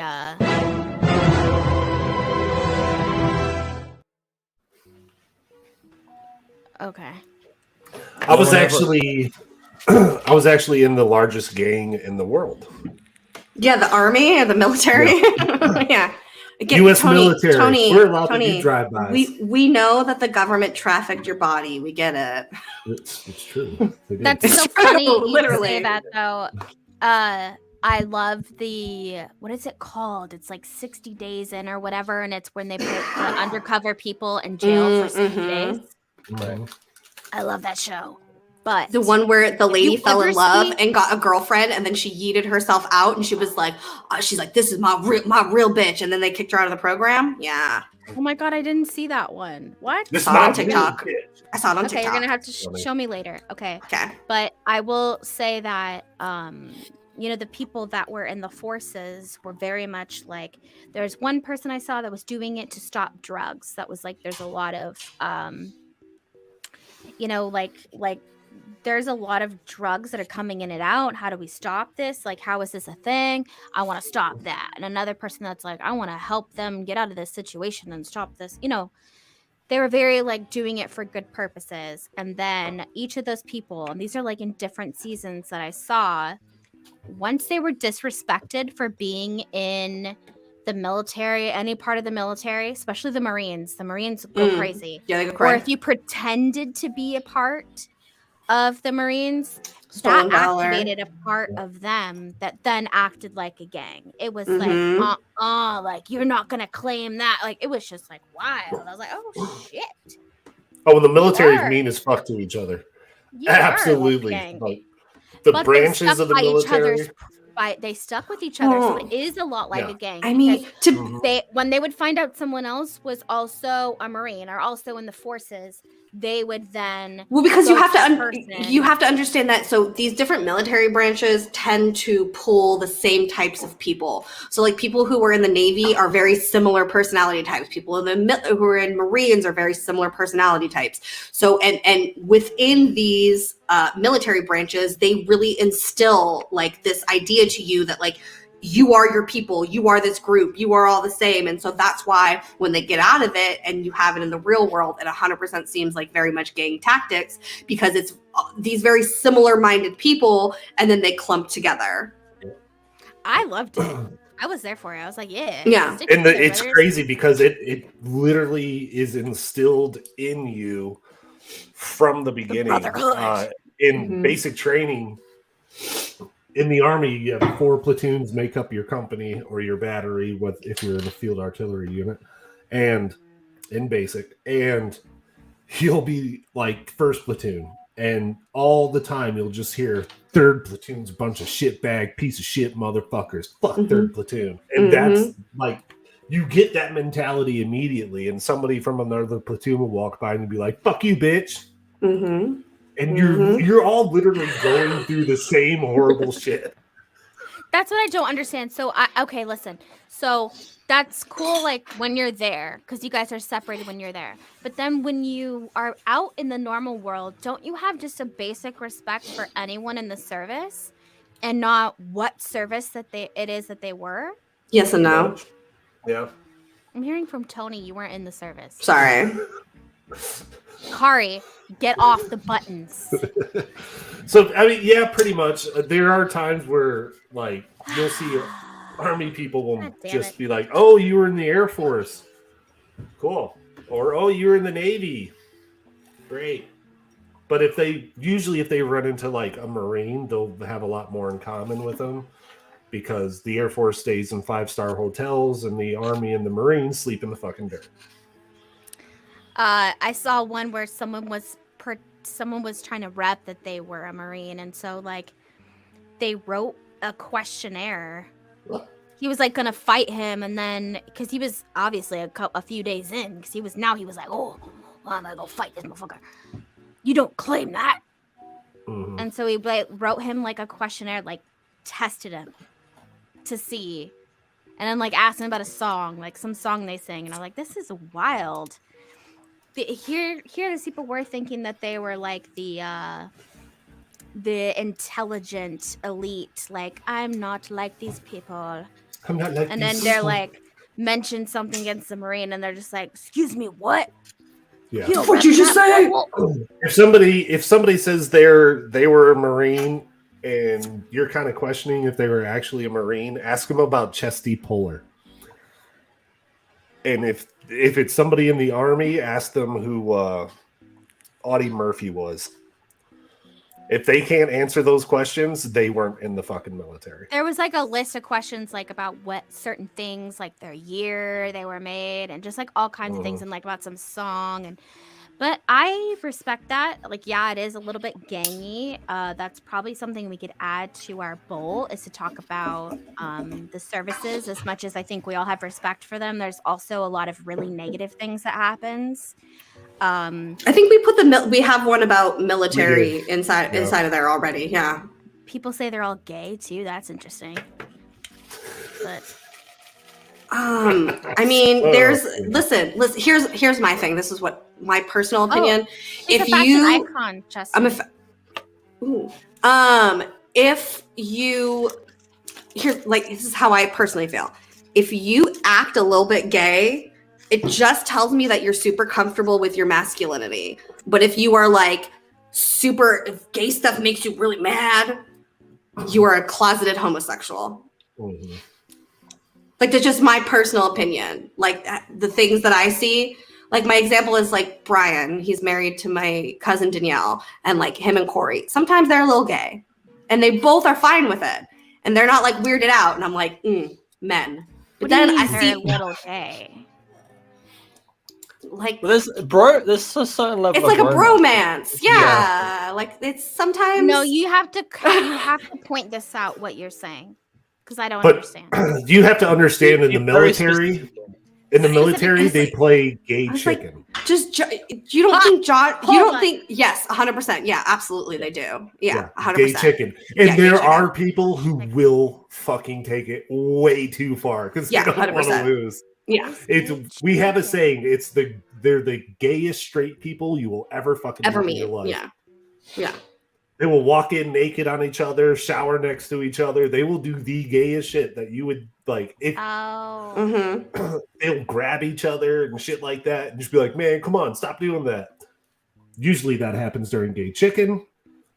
But it's the military is full of the gayest straight people. Yeah, that for sure. Will kill you. Okay. But again, I think a big part of it, and tell me if you agree with me, Tony, the men who are really comfortable in their masculinity are the ones who are like that. It's not the ones, it's like the ones who are like grossed out by it are the ones who really are not comfortable with themselves and who they are. Yeah. Oh, usually though, that's like the really religious people who are like, well, again, end up not talking to you because it is of my personal opinion that people who are very religious aren't necessarily the smartest people on earth. My personal opinion. She does indeed believe that. I really truly believe that people who are like really last week. She's like, people that are following religion. I'm just like, how stupid are you? Like, how dumb are you? Literally, yeah. Like, it's awful. It's my personal opinion. There are also people that have been, their boundaries have been crossed while they were children to where they may seem very homophobic, but it's not like it's against gay people. I think it's reverting more of like to a trauma. So, yeah.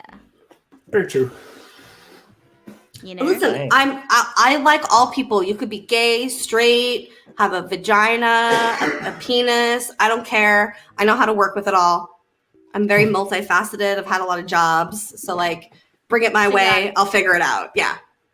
Gotcha. All right, Corey. I heard Corey coughing. So he knows. He's over there lurking. Can we get his opinion? Wait, what was the question? What were we talking about? What's the subject? Hey, Corey, are you a little gay? Are you a little gay? I can't hear you. He's playing a video game. He's playing a video game. I can't hear you. I feel like girls are always a little gay, so. Yeah, especially Taylor Swift. Stop it. Ooh, fur versus. I don't even want. Who put this question in there? I hope I didn't. What was it? Real fur versus faux fur. That was you. That was you. Did I? Yeah. Faux fur all the way. All right, next. Here's my thing. I'm fine with fur that's real if it was a delicious cow that I was eating and I was just using the rest of the byproducts. Yeah. But I don't believe in killing things just to like take their fur off. But if you so happen to like kill a cow and then you can use its body to make a nice rug, I don't think there's anything wrong with that. I used to wear Uggs for the longest time when I was a kid, and like my family would always get me new Uggs, you know, Christmas, my birthday, whatever. Like, I think I still have one of my pairs that were like $300 just because I don't know what to do with it. I need to sell that motherfucker. But give it the burial the animal never had. I literally watched one video. It was like the moment where my brain was like, well, duh, how do you think you get the fur? Yeah. That day on, hard cut. Absolutely not. I mean, I don't care if it's like real or fake fur. If like somebody's wearing fur, good for them. That's their own thing. They probably don't care about how it was. I wear leather boots. I have leather gloves. Same. Except for all the leather comes from slaughterhouses where all the tasty meat comes from. Again, see, and that's what I mean. I think that if you're just going out and like randomly killing a fox to take its fur and make some shoes out of, bad on you. But if you're taking the fox meat and eating it and making a delicious stew, you're realistically, by not using every piece of the animal, you're disrespecting it. So, like the minks that they keep in cages and shit like that. Like that's bad, yeah. In Holland. I think that there's levels to it. Like again, I don't think that people should go out and be like shooting tigers because we're not eating tiger meat. But I think that if it is a byproduct of things that are already going on, I don't necessarily see why there should be an issue with it. Right. Mike is so funny. Oh my god. Oh, there's mostly space. Where have you been? No wonder. I love that. Brazilian wax fade sex. That is hilarious. Listen, I'm all about a full 70s bush. I think that I'm all about. Here's my thing. I want my vagina to look like a grown woman's vagina. I don't want the vagina I'm looking at to look like a prepubescent vagina. I want the vagina I'm looking at. Fashion way of looking at it. How I personally feel, I'm 70s bush all the way. Are we gonna see one? Oh. Trump has been indicted. What does that mean, Brett? Grand jury indicted him on charges. It means he's going to jail. Probably still get off, though. Yeah. That's what. Yeah. See, look. The chat. Breaking news, mostly. The chat is agreeing with me. Thank you, chat. Thank you. I appreciate it. You got literally 2 comments, but that's okay. We don't even know which one it was about. I bet one of those accounts is actually Corey in the corner. A Merkin.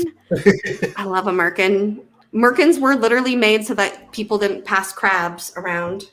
All right, I got your next topic now. It's called Merkins. Polygamy. Ooh. Is that the next one?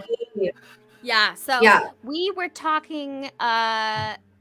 So if anyone hasn't seen this, you absolutely should. Why not? About what's his name? Fuck, I forgot it. God damn it. Kari, what was the documentary we were talking about yesterday? And then I was like, oh, I was talking to Jamie about that. The guy Waco. Right. So yeah. Yeah. That's some wild There are shit. things that happen in middle America that are worse than what's happening in foreign countries that we look down upon. And America thinks they need to assert themselves into saving these people. But there are worse things happening in middle America that are not being paid attention to. And it's one thing, I'm not saying that older women should be forgotten about, but I think it's one thing that women are a part of this. It's another thing when it involves tons of children, and especially in polygamy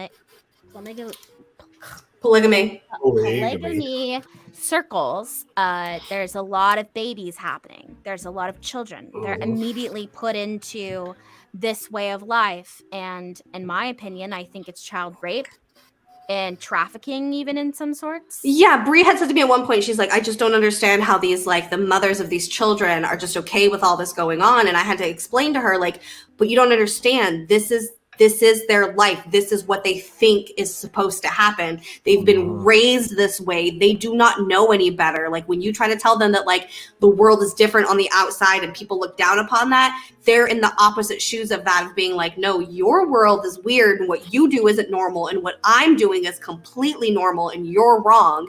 And they truly are brainwashed into believing these things. And so that's why they're so okay with their children literally being married at 12 and 13 years old.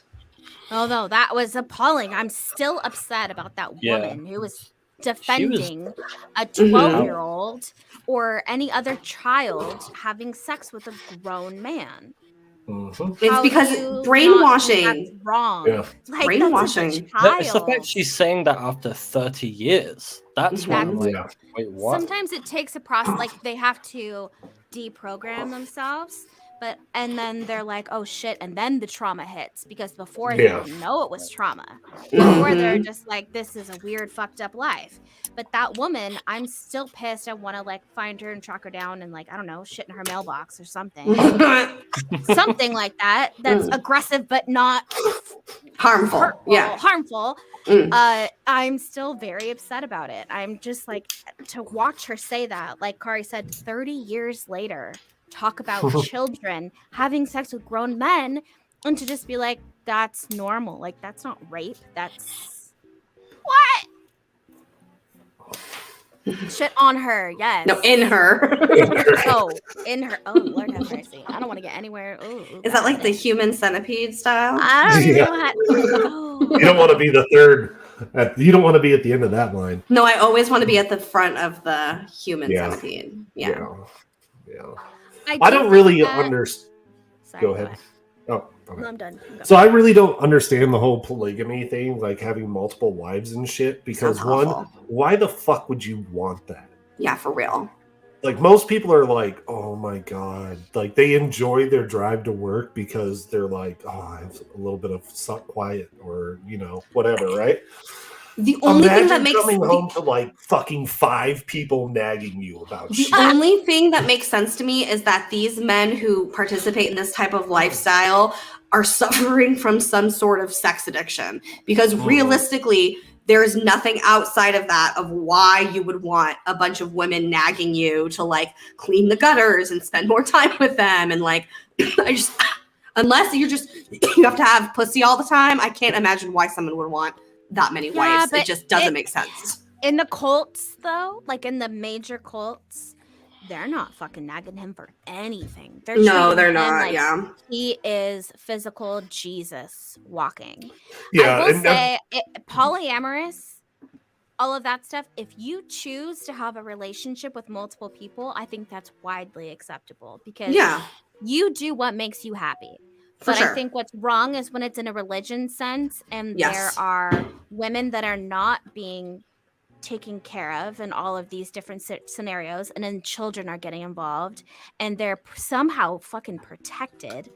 They're in the middle of nowhere in America where the cops aren't getting involved. No one's getting involved. There's no way for them out. They're literally crawling on their hands and knees at night trying to get through a window just to run away.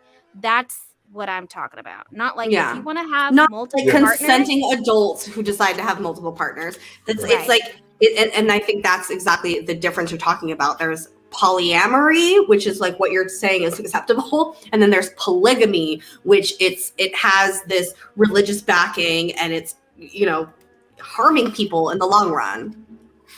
Polygamy is just old-fashioned. One or two women. We're getting lots of Twitch people today. Hey, Twitch viewers out there, good to see you. It just makes me sad that we're not cracking down on this more.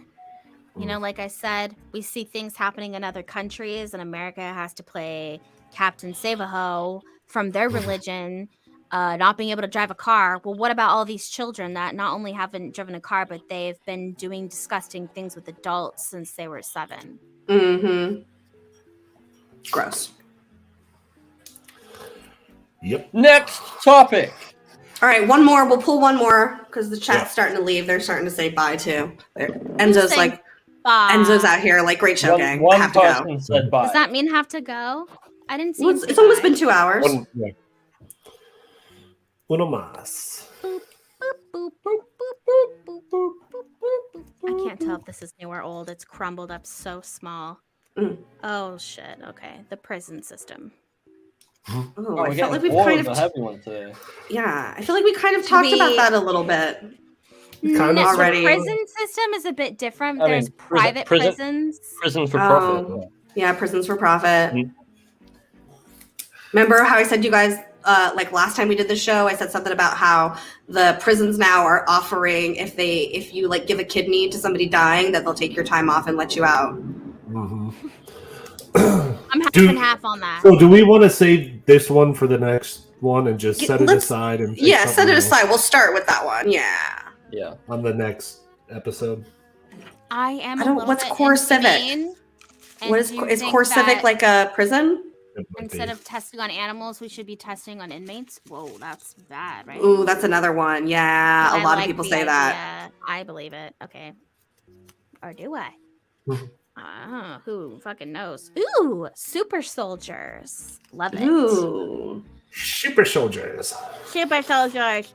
So I kind of thank you.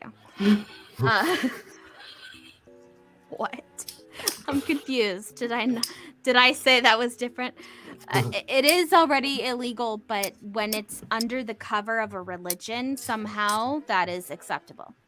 That's the problem. Okay.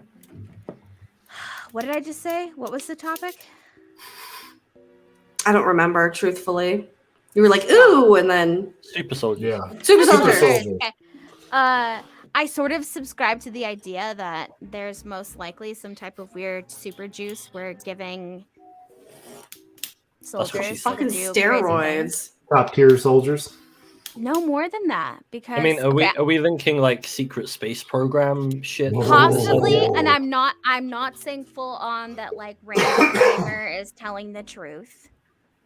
No, he's not telling the truth. No. But could a portion of the story be true? I don't see why not.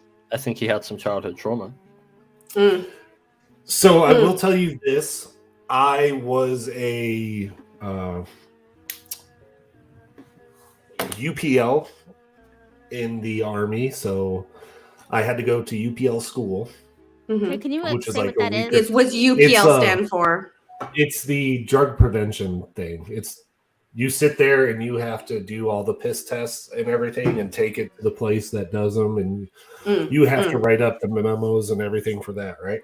Okay. But you go through this class and they tell you about drugs, Schedule 1, Schedule 2, and the whole thing is about how to properly make sure the specimens are sealed and doing all that, right? There is a way to test in the military for steroids. It is probably the hardest fucking thing to do because you have to have the way it's set up in the Army is you have to have a reason to test them for steroids because it's not on the normal list of things that they test for because they really don't fucking care if you're on steroids. They really only care if you're like doing like illegal, if you're raging out and killing people, they care. I mean, but if you're doing it overseas, maybe not so much. Yeah. I knew like 6 people that were on steroids at any given time doing cycles in the military, and some of them were big as fuck. One was like 6'3", 255 pounds of pure fucking muscle, knocked a soldier's teeth out, and ended up getting kicked out of the Army. Jeez. Yeah. Could they have?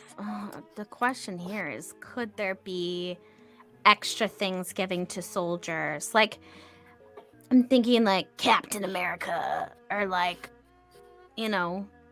not just Captain America. What was that other show that was on Disney Plus too? The Boys. They had like the serum and The Boys for sure, and then I just feel like I don't see why not, and then it's heavily influenced in movies, and I think that if it's a big sign to me that something is real. Yeah, I think that if it's not something that already exists, it's something that they are constantly working on trying to figure out how to do. Yeah, there's performance enhancement. The problem is if you have somebody who's It's also a penis piercing.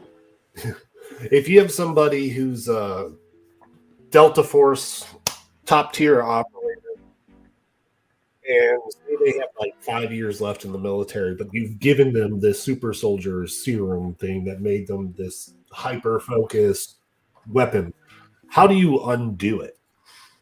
So that's the thing where I see it not being really based in reality. I know there's programs where they've done sleep studies and stuff and how they can keep soldiers awake longer without much food and because of the weight that they have to carry for food and stuff like that.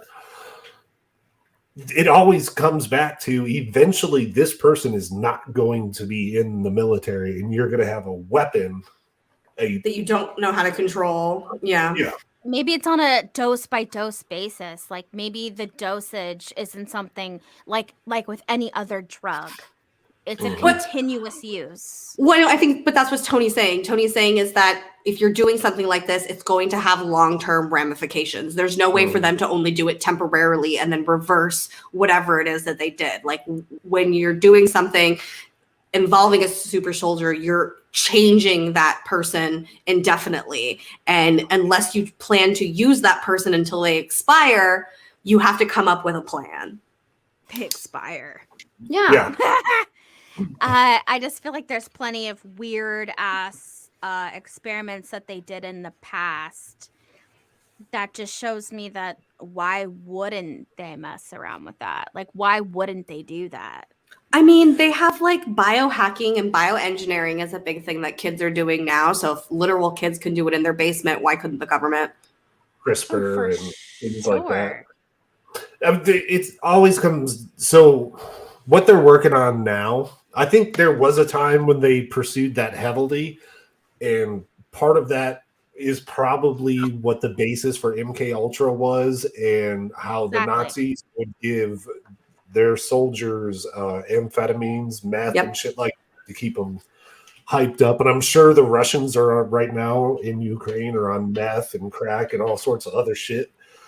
And it's something that you see over and over again in warfare is people will take drugs, whether they're over the counter and just take more of them or be prescribed drugs in order to perform better, to be able to be on a mission longer, to stay awake.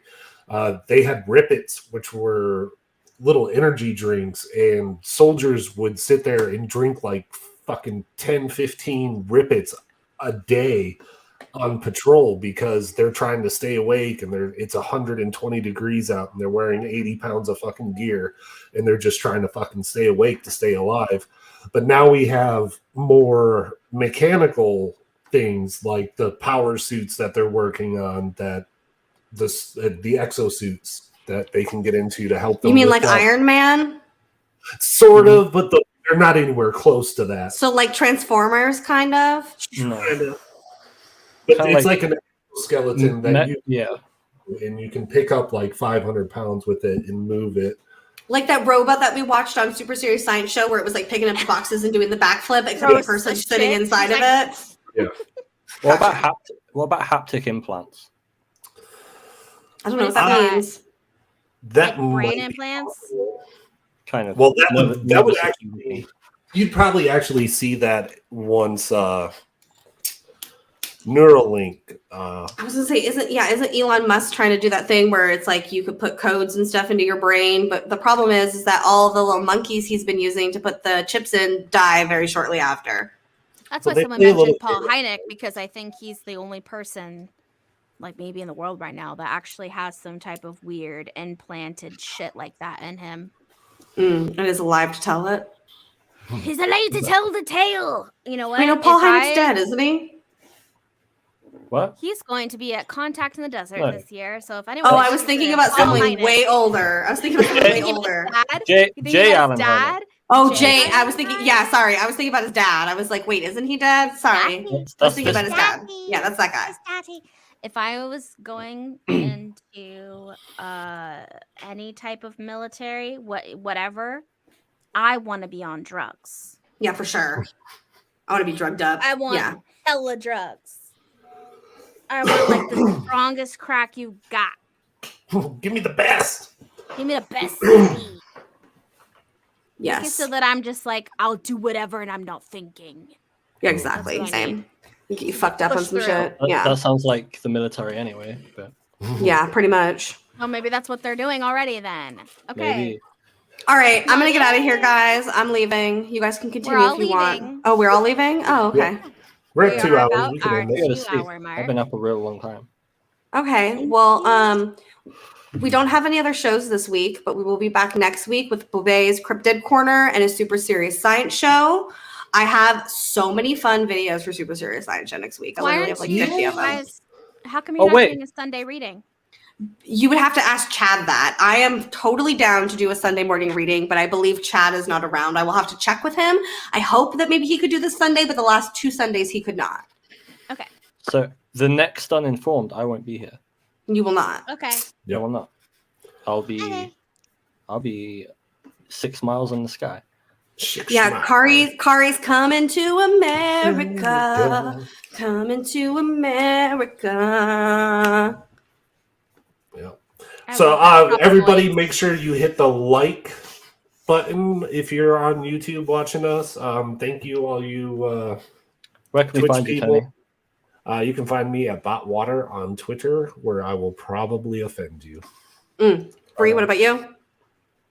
You can find me everywhere, but specifically in Indian Wells between June 2nd and the 5th. I am Jamie, and please stop trying to add me on Instagram. I am not going to accept your friend request. And why do you have an Instagram? It's for my personal, close, private life, not for the public. Is that why you harass me on my It post? doesn't make any sense. Yes, but that's because you're my private life. You can find Jamie Okay. at Twitter at Toddiwaba. I am on Toddiwaba, mostly just posting the show or posting memes on Kari's posts. That's really the only thing our Twitter is about. It's But just at about least you posting can the talk to her. shows Yeah. in meme form. I probably won't respond to you with words, but if you do post a meme towards me, I will meme back. That's how you make friends.